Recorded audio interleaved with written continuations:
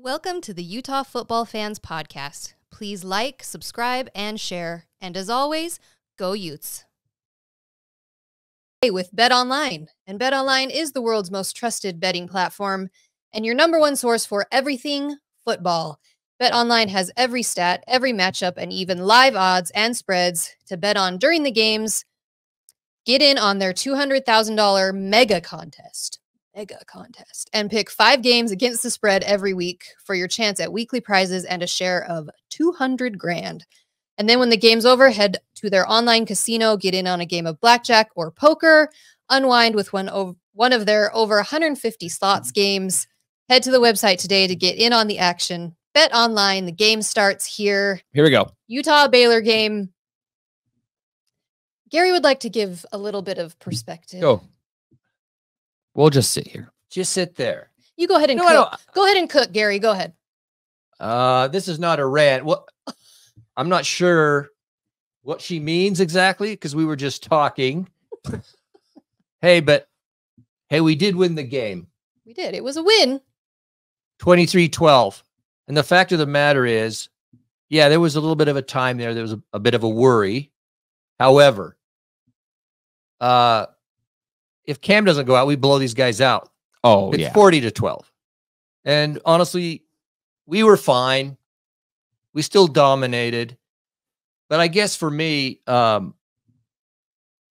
it's about perspective. Yeah, there's this game that we went to on Saturday and all that went on there, which we're going to talk about. But you have to look at the 30,000-foot level of the season. And what's the goal here? The goal is to win the Big 12 and get into the playoffs. And even if you don't win the Big 12, get into the playoffs. It's getting into the playoffs, but we want to win the league. And nothing's changed. Cam's going to be fine. I'm not worried about it. How long term, we don't know. We'll talk a bit about that. But the fact is, I've talked to some people. I've read what people have said. And they've sort of attacked Utah because of sort of some of the issues that were manifest in the last game. Mm-hmm. But in reality, people who really know football, and I'm talking nationally when you listen to them, they still know that Utah is a top-tier football team that is going to be in the mix at the end of the year. So all I'm just saying is come away from the cliff. It's only game number 2. It's against Baylor. Yes, Baylor, a top-tier team. No, they're not a top-tier team, but they're a good team. They're improved over last year, too. They're better than last year. A good P4 team. They have talent on that squad. They're making their way. They're making adjustments. So it was no give me. And even with the issues that manifest, we still controlled we controlled the game. Even as it seemed like it might go off the rails, it didn't. So I'm just saying, as far as what I'm feeling is just keep the perspective. We're good. It's all going to be good. Utah is a good football team with a lot of talent and a lot of skill. I mean, the way we came out on that game, unbelievable. The team's stacked. We're good. Don't worry about it. We're moving on. Brain, you have anything to add? I don't know. I mean, I know I'm guilty of it as well. It is strange when you pull up social media, and I get social media is not like real life, but at the same time, I mean, that's where people just go to talk about it afterwards. You would have thought we'd lost. You would have thought that we got destroyed. You would have thought that we got killed. It is a strange thing. And I don't know if this is just Utah fans, because I don't see it with other fan bases. But again, I don't pay that much attention to the other fan bases. But it does feel like Utah fans, even when we win, it's not good enough. Like nothing's ever good enough. In a lot of cases, I feel that way. Okay, so there's the initial feeling of things. Sure, there's the macro and there's the macro view and the micro view. You're at the game, things happen, the score, all the stuff that happens. And so you're caught up in the moment. I get it. But as you walk away and the next day, as you think about things, analyze everything, Man, come on. I want everybody to know this was not the same Gary that I was No, by of at course the not. game. That's what I'm saying. He was ready to. He was losing his, and I get it. That's what I'm with you. saying. My frustration, I think, is the same as everyone's frustration. Is it was like, how did we learn nothing from last year? Like it just felt exactly like last year. Like Cam goes down, and we're just so unprepared. That's I think where the level of frustration. But comes I don't think it was necessarily unprepared, and we're going to get into all of it. I think it was just win, get out of the game. Don't lose the game. Like I think it was just Cam goes down. We're not going to do anything fancy. We're not going to do anything. Okay, but we couldn't do. Okay, We couldn't do anything. No. You had your time. No, My I'm turn. saying is What? 9 minutes wasn't enough? Can I talk? be my guest. Okay. What I want to say is I'm frustrated with the fact that we didn't learn anything from last year. Look, I understand that he is still a freshman. I understand that the game is fast. This is a good Baylor defense. I understand all of those things. My frustration is, how do we not have like, okay, here are the 10 plays that you can run very, very, very, very well, right? That's where it's like, you have to know that Cam gets hurt. There is a real possibility, you have said it, that we're going to have to win a game with him. That was get out of there alive mode, right? Okay. Well, and I think we'll talk more about it. We're talking about it now. No, I think let's start with the positives from the game. Because okay, here's the positive. That's gonna be a bigger Here's discussion. the positive. Our defense is absolutely filthy. How's that? Oh my gosh. The Connor O'Toole sack. Oh. Because see, I had to watch the game on TV, so I was watching it. That kid, what was his name? What was our QB's name?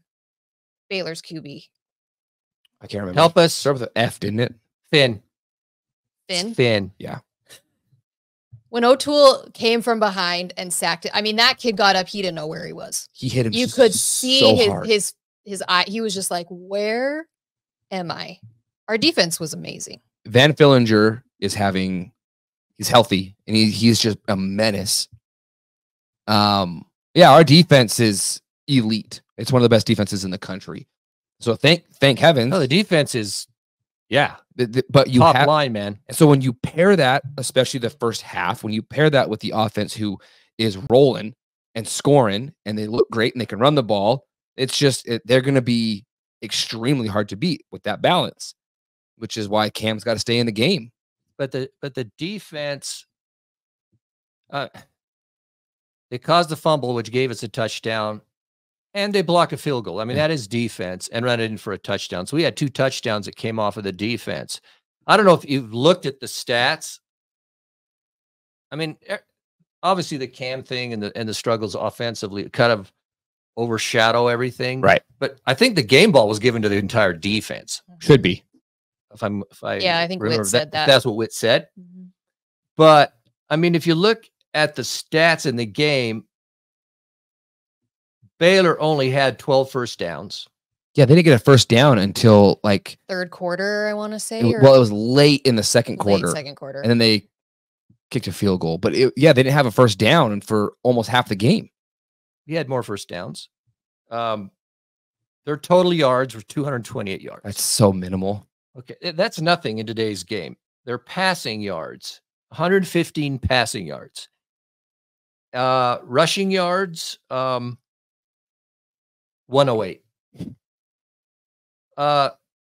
They had one, if I recall, they had the one huge run in the second half. Yeah, they had one big play. And then kind of a medium play where the guy scored on. Yeah.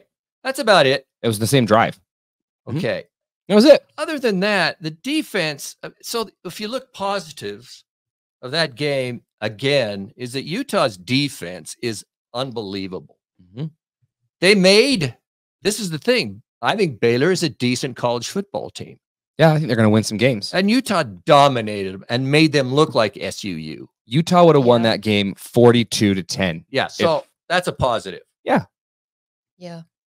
Now, I'll say this, the other thing, another positive, and I think it mattered, is we had no turnovers. Mm-hmm. Nobody turned the ball over. Yeah, we won the turnover battle. I mean, which is always huge. No interceptions, no fumbles, and it can't. I think that was huge for us as we were struggling. That could have changed the course. The other thing is, I think we ran for 170 yards. I didn't realize there was that many. Bernard had over 100. Bernard was. He had a good game. He was a star. Witt always says that for him anyway, you're having a great running game if you average 5 yards per carry. And we were at 4.6 yards per carry. Okay. And it was a running game that sealed the game for us. We had to play Witt ball because of what was going on.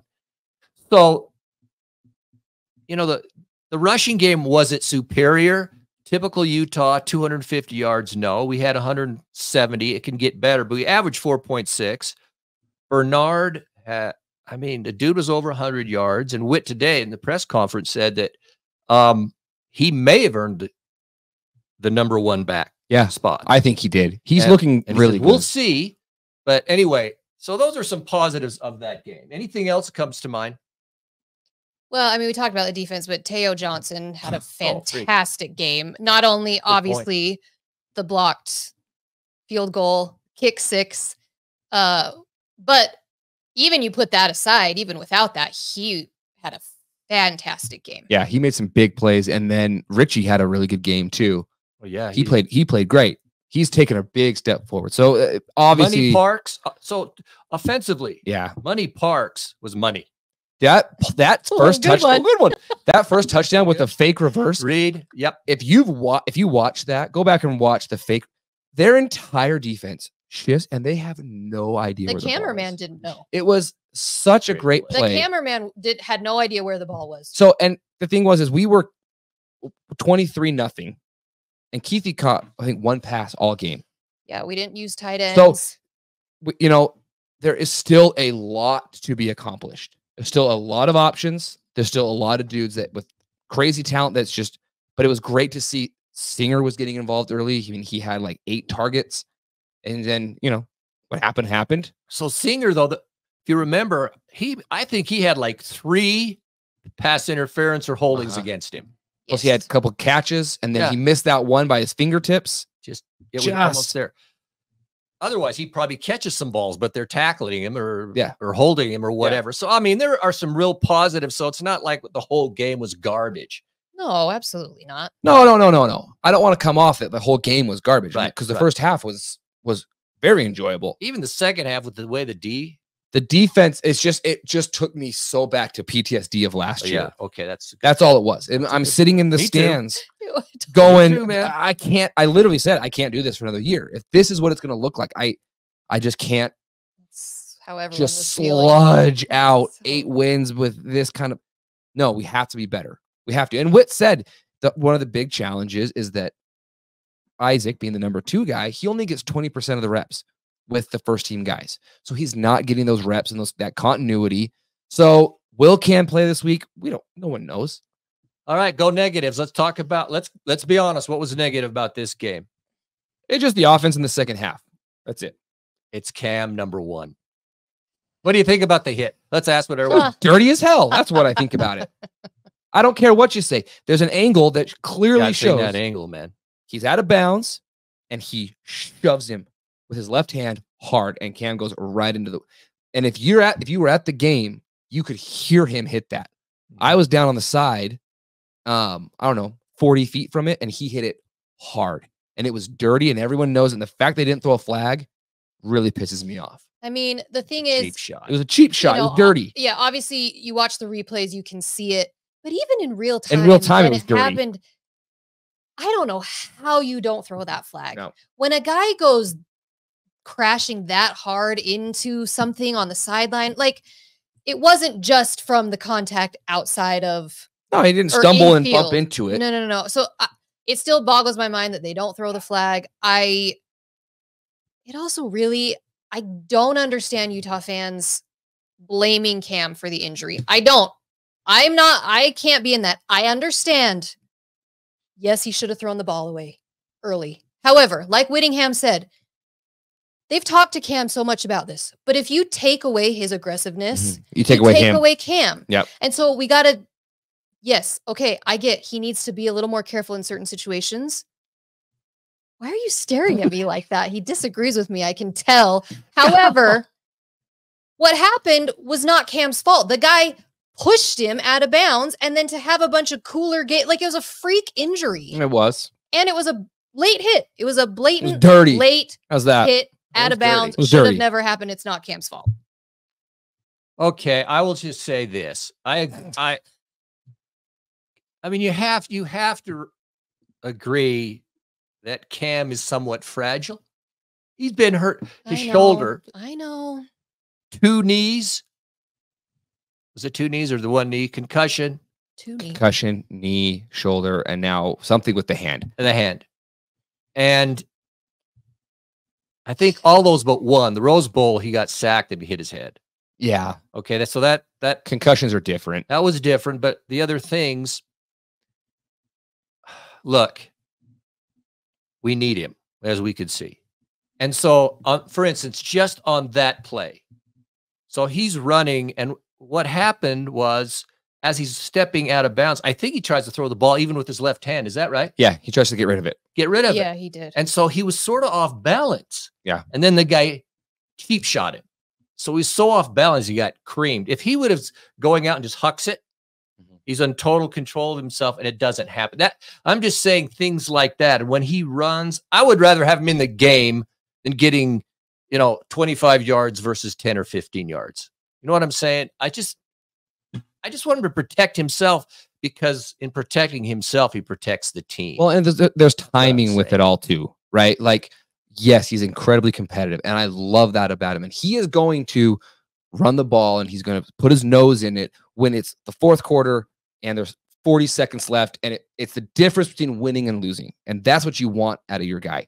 But when you're up 23-0, yeah, good and point. there's 40 seconds left in the half, and the play's not there, just dump it, right? And look, we're not saying anything groundbreaking. I'm sure they've had this conversation. He wants to win so bad, but you're right. He's got to protect himself. That is, because as he goes, as we see, that's how this team is going to go. And if this team wants to do the things, you've watched the Big 12 as much as anybody. It is wide open. Yeah. Teams that we thought were great are losing, and teams that we thought were bad are freaking winning. It is there for the taking, and we've got to have him in order to win it. I understand everything.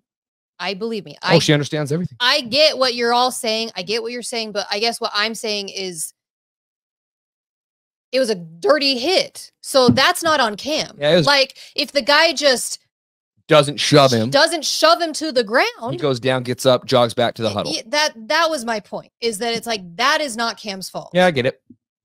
If it hadn't been dirty from the guy or a late hit, then he's not. So blame the guy who late hit him. I'm blaming the guy. It was a cheap shot. But if he's running out of bounds, hucks it up into the 15th row, I know he doesn't even get hit. Agreed. That's all I'm saying.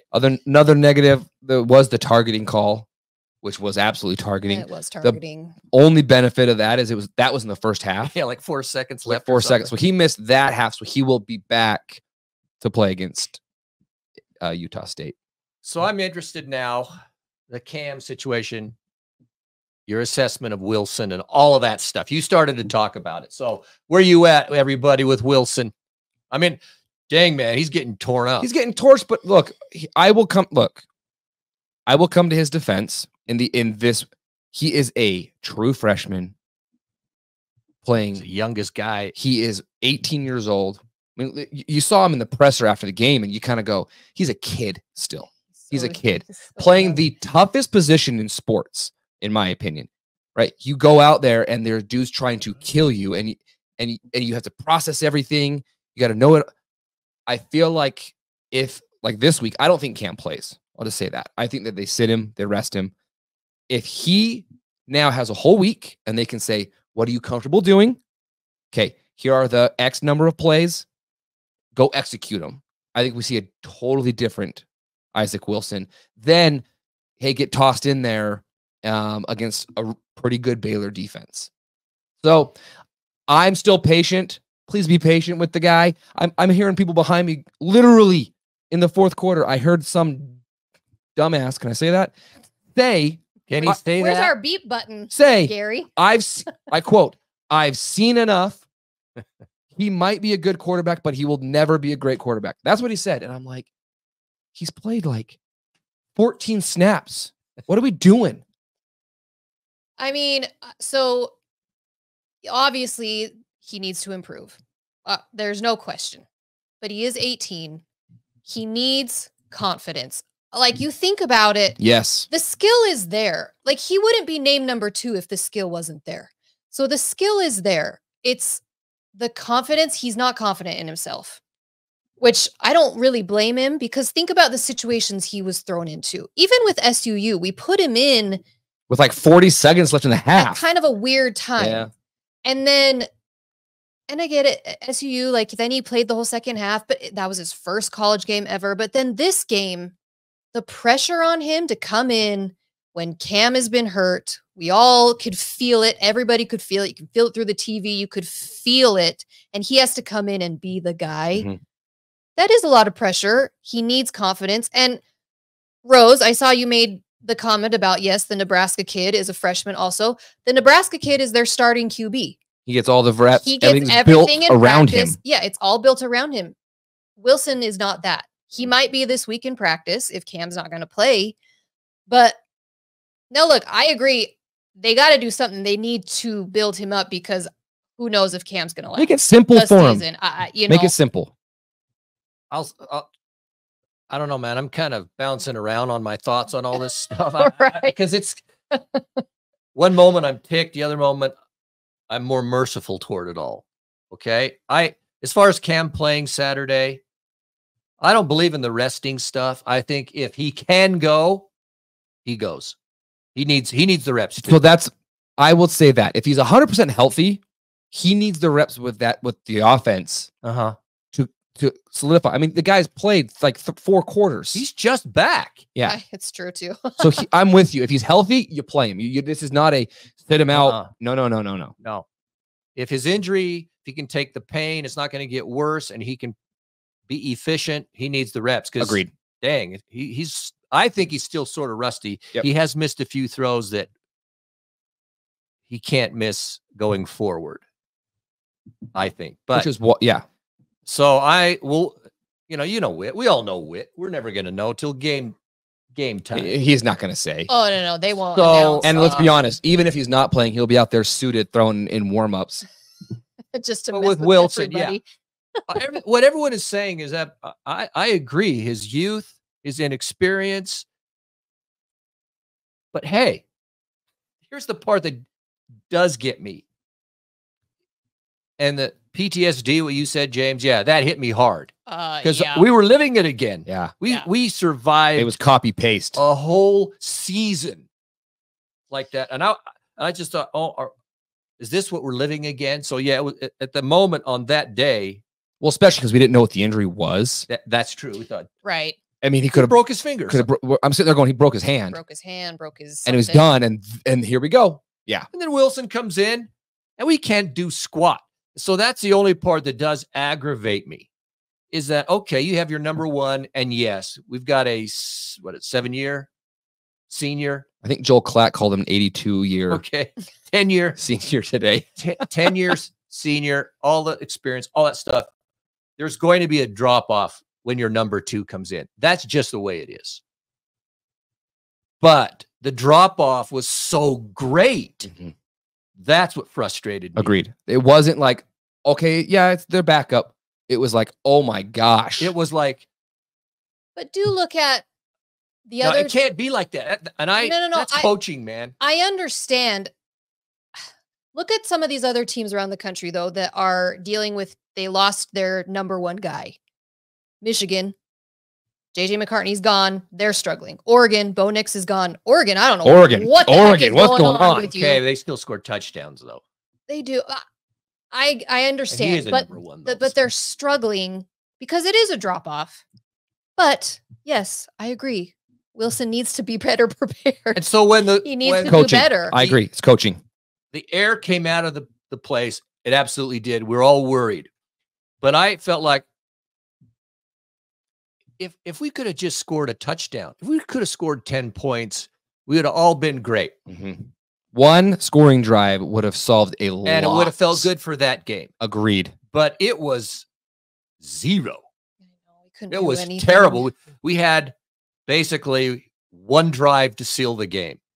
The defense, fantastic. It was that one drive where Bernard ran, basically ran the clock out. Well, they punted it down to like the 5-yard line. That was their best player of the game. Was that their punter? was fantastic. I'd take him. So anyway, Well, anyway, I mean, a couple other things, negatives.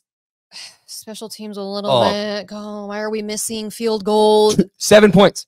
That's the other thing. Field goals and a point after. That's My 7 gosh. points that we miss from kicks. just fundamentally, we should have been 30. That's 30. That's very Can't do that. frustrating. It's been said in the chat a couple of times. Jalen Glover, I don't know. No one Nobody knows. I don't know what's going on. The Witch just said he wasn't in their plans for the game. No, whatever but that means. Don't love that. Stuff makes me, so that I didn't love, but All right. well, Anything else of thought? I know Hey, everyone we was won. whining about it being hot. Okay, that's a negative. Can I just say this? yeah, talk about the game experience. It was hot as hell. Yes. The amount of people that left, it does really bug me. I'll just say That was amazing. I got to admit. the amount of people that left and the Muss, you were great in the first half. Second half, they didn't come back. Half of it was empty. Nobody came in. The whole stadium. It was pisses me empty. off. It Everyone pisses was me off. Up in the shade in the concourse. I was hot as hell too. packed like sardines. I was sweating, but you know what? Tough. It really did bug me. And then it was, I remember, fourth quarter, we were up by the 12 points. It is 3 minutes and 40 seconds left. And all of a sudden, it was after all of a sudden, 70% of the stadium gets up and walks out. Weird. And I'm like, the game is not over. If they score quickly, the game's not over. What are we doing? It bugs me.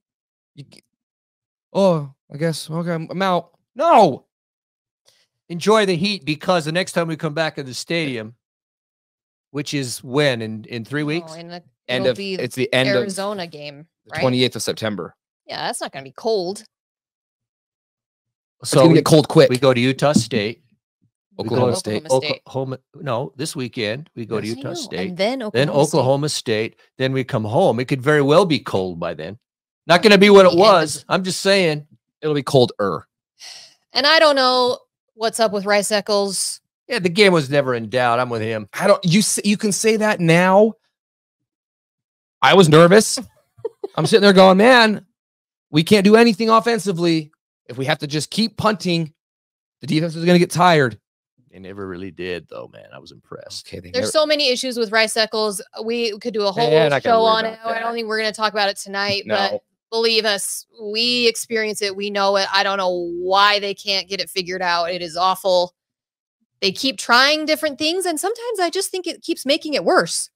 First of all, we have 53,000 people there. Let's take them through one gate Okay, but the concourse, and make the concourse when it's 4 feet wide. 200 degrees Oh, on the cement and aluminum seats. I know. They're going to go out into the concourse. You're never going to have a concourse that can handle that many people.